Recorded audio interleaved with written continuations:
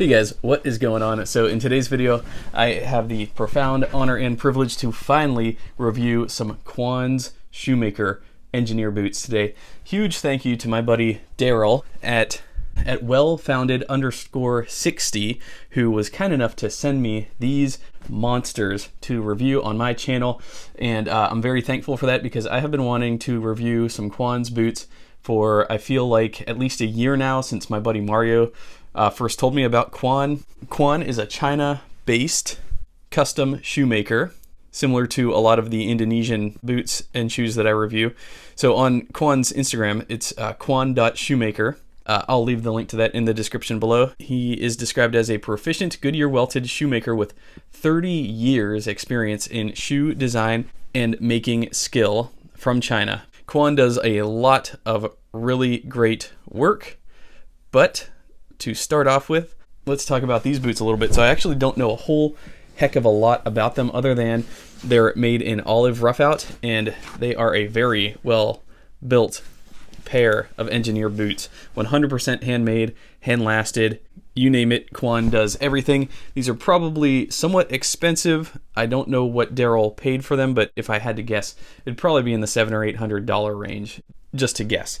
Now we've got just a beautiful, I could tell that's done by hand, 270 degree Goodyear welt. It's got a double row of Goodyear welting, 180 degree, and then a 270 degree Goodyear welt stitch. The last is super nice. It's not really almondy. It's well rounded out, but it's also very sleek. It's got a really good sleek silhouette, which is probably one of the best looks, one of the most classic, most traditional looks of an engineer boot, is to have this nice sleek toe. In my Renav Goods engineer boots, the toes are more bulbous, they're more structured. These, I believe, are also structured. I can feel something like a toe stiffener or possibly a Celastic insert in here to help keep the shape of the toe, but as I was filming these outside, I could definitely tell that there's some structure added to that toe. So super nice touch there. We also have a double layer of veg tan midsole. Absolutely beautiful. That's going to give a lot of support, a lot of good arch support here as well. We've got a Cuban heel. We've got a super grip Dr. Sole in olive to match the olive Roughout. Absolutely stunning. I might be mistaken, but I think Quan also hand makes this hardware, these roller buckles. I think he does. In fact, he posted a picture of him holding some. There's no description to it. It's just him holding out his hand with some roller buckles in his hand. So they very well could be made by him. Let me also say these are monster boots. I don't know what size they are, but if I had to guess, they're probably like size 13 or something. Like, it's basically double the size of my foot. Daryl, you and I could not trade boots, my friend. I'm sorry. I'm typically an 8.5, so whatever these are, they're humongous. So, the sole is nailed down, and you can see the stitching through the bottom of the Dr. Sole Super Grip, which is really, really cool. The welt line that you can see from the top is also reflected on the bottom of the sole. Yeah, so the panels, they're perfectly placed. It's very elegantly designed. I like this engineer, how it sort of crops right here. I think that's really good. I think that's smart, actually. The way that this sort of collapses in a little bit here. That'll give some good support to the upper shin area as you get to the ankle. Very curvaceous back heel stay and back heel counter. Typical to most engineer boots that I see. We've got a single strip runs up the back, all the way up the back, as well as a back heel counter there. Very nice panel placement, as well as, I like the way that this heel counter, this is unique, this heel counter kind of comes to a peak right here. I think that's really cool. You don't typically see that. Normally that's rounded off. For the upper shaft portion, it's gonna have a lot more material going on right here, and that's why I say it's good that they cinched that in, because that'll make it a much more natural ergonomic fit. And then, because I have seen some cowboy boots where it's just a straight shaft from here, literally from here up, it's just straight. So I like that Quan incorporated this cinched in waist right here. And then we've got a rolled top at the shaft opening, a single strap at the top, single strap around the ankle. Perfectly done, perfectly done. I like how we've got this front panel for the vamp, a back heel stay, a separate panel for the shaft, and it all intersects very nicely. And then this front strap system, obviously that's how you fasten the boot to yourself. What I'm talking about with the shaft is you can see on these Chisos Cowboy boots, shout out to Chisos, my favorite cowboy boot brand for sure. You can see that this shaft is sort of like boxy. It's straight up as compared to the Engineer. It's more curvaceous. I just wanted to show that these are in tan Roughout leather as well. Just a different style. There's nothing wrong with one way or the other, but I think a really good Engineer is very curvaceous like this one, very symmetrical, very rhythmic in its appearance, if you will. So I asked Quan a little bit about himself and about his history and about how he came to be doing what he's doing. He said in the year 1988 he was 17 years old, and to make a living he was trying to support his family. He started his career as a normal worker in Shenzhen, China, a South China city which is 1,780 kilometers away from his hometown. The first company was a Taiwan-funded shoe company which specialized in making Goodyear welted shoes. There he began learning and operating the entire process of shoemaking, including last making, creating paper patterns, cutting, stitching, and lasting over the years. During dozens of years working with different shoemaking machines, so he became proficient in machine modifications and creating the parts himself, which is a separate skill, which is a mechanical skill outside of shoemaking. Now shoemaking plays a very important role in Quan's life. Shoemaking was imperative at the beginning, and then it turned into him wanting to make it, and now he loves making shoes. He said, doing study on different shoemaking techniques, construction, and innovation, it has really become part of his life. Making different types of shoes to meet different people from different countries has enriched his life. Well, Quan, you've enriched my life today by having me review these boots. I think my life and the audience lives are mutually enriched by this experience because, yeah, like I said, my buddy Mario has been telling me that I need to review some Quans for quite some time, and I just have such a large rotation, and it's hard for me to like justify always buying new boots to review, and that's why I'm deeply appreciated the love and the enthusiasm in this community.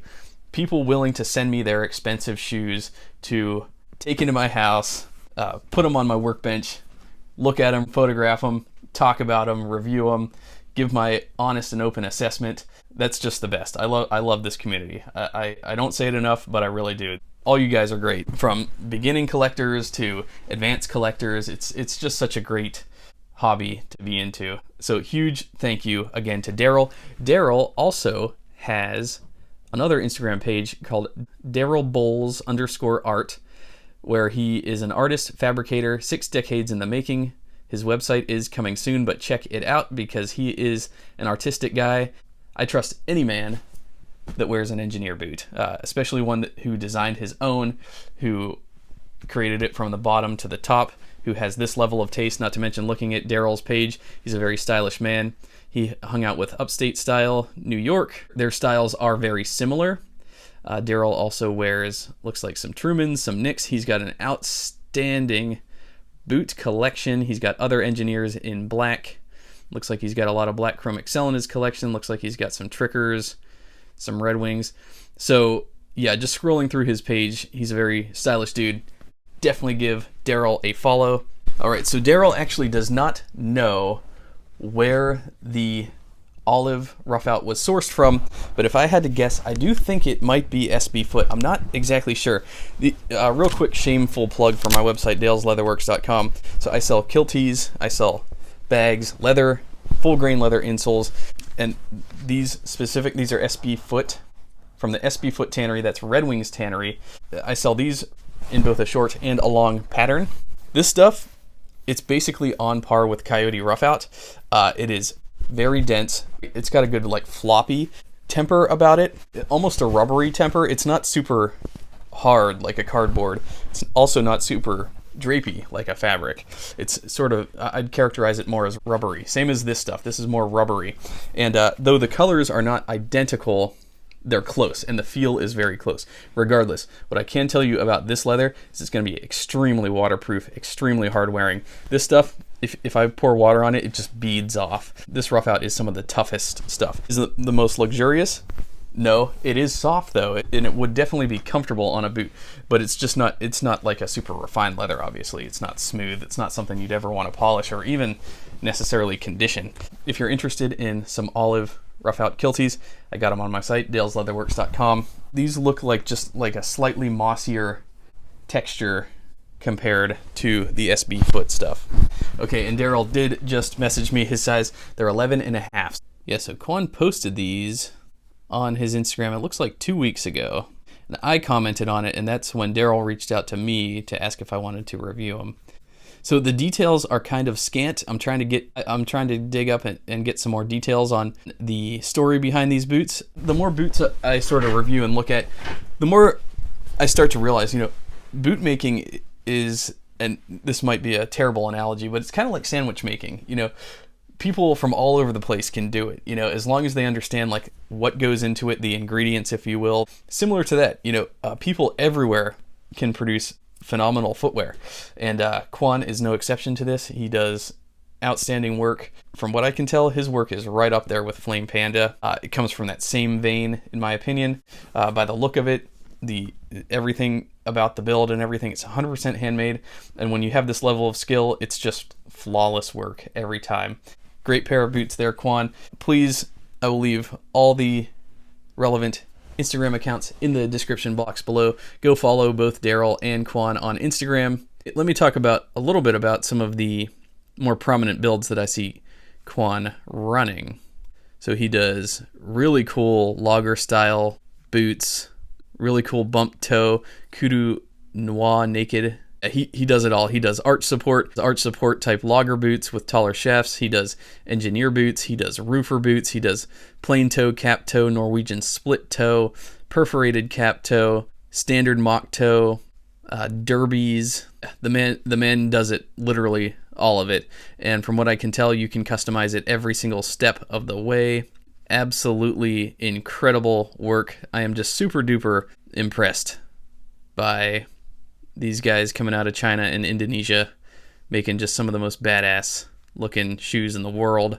The best shoes are handmade, and you can tell just by looking at them. You can tell them by their fruit, and all you have to do is take one glance at this stuff to know that it is absolute top-notch quality. So, anyways, with that, thanks a lot for watching, guys. Let's keep the love of boots alive. You can follow me on Instagram. My username is ArrowSurferLV. Please leave me your comments below. And anyways, thanks a lot for watching. I will see y'all in my next video.